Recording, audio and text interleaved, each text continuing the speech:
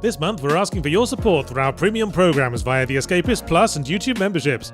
Your support allows us to continue making the content we want instead of chasing algorithms or the latest trends. Plus, you get a bunch of perks like ad-free viewing via the Escapist Plus on our main website, early access on YouTube via YouTube memberships, and bonus content like our monthly Ask the Creators video series where we answer your burning questions.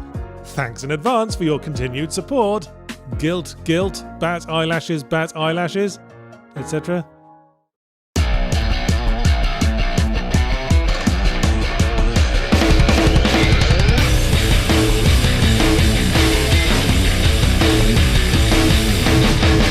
It's been so long since the last Amnesia game, I almost forgot it existed, ironically. LOL! And even longer since the last installment by Frictional Games. A Machine for Pigs was of course developed by the Chinese Room, and had all the gameplay of a supermarket conveyor belt covered in pork products. Not to mention a rather off-putting subtitle, but I remember saying at the time at least it didn't go for some incredibly generic one-word sequel name, inevitably beginning with the letters RE, in which case, oh dear, Amnesia Rebirth. You left the starting blocks, and one of your shoes has already fallen off. Between this and the Paper Mario Hole Punch boss, I really need to figure out a way to exploit my power to make exaggerated, terrible ideas reality.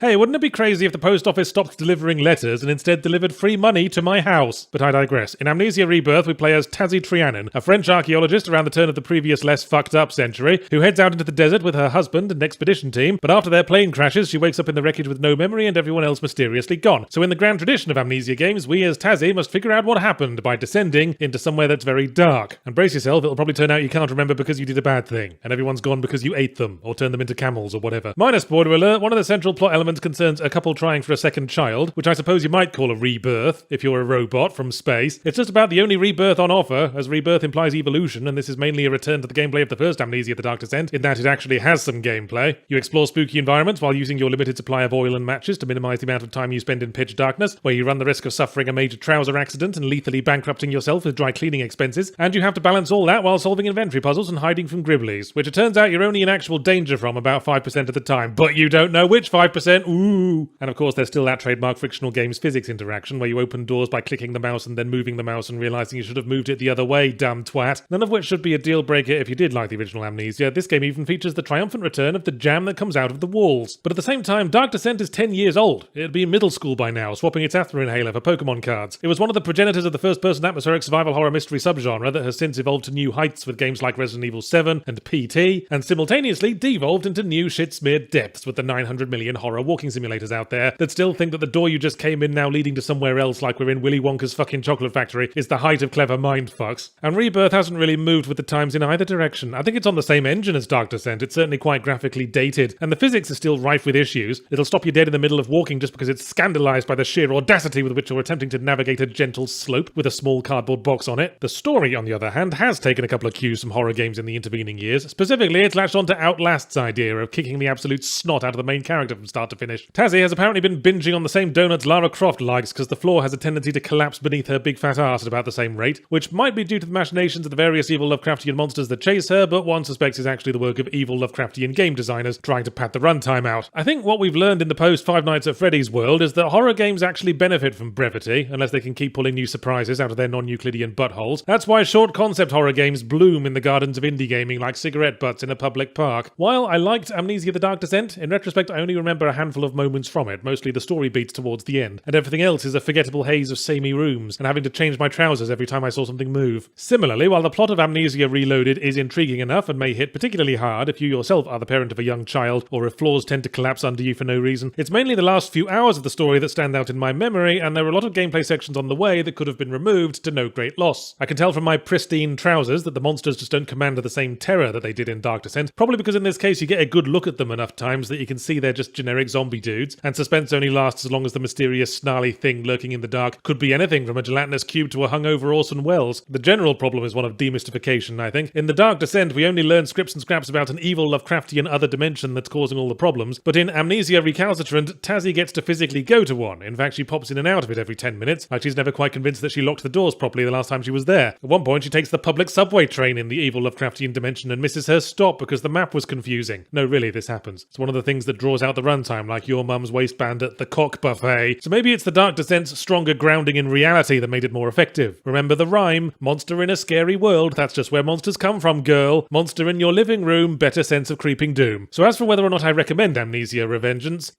I suppose I have a hard time pointing to any specific deal breakers. Despite having its head a bit too far up in Magic Land, there's still enough of a human element that the story lands with effective emotional impact, and everything else is functional enough. It's just that Amnesia the Dark Descent was such an influential game of its time, I guess I was expecting more. Dark Descent brought us to an interesting place, and other games have since explored that interesting place further, but Amnesia itself seems to just want to stay in the car listening to Radio 4.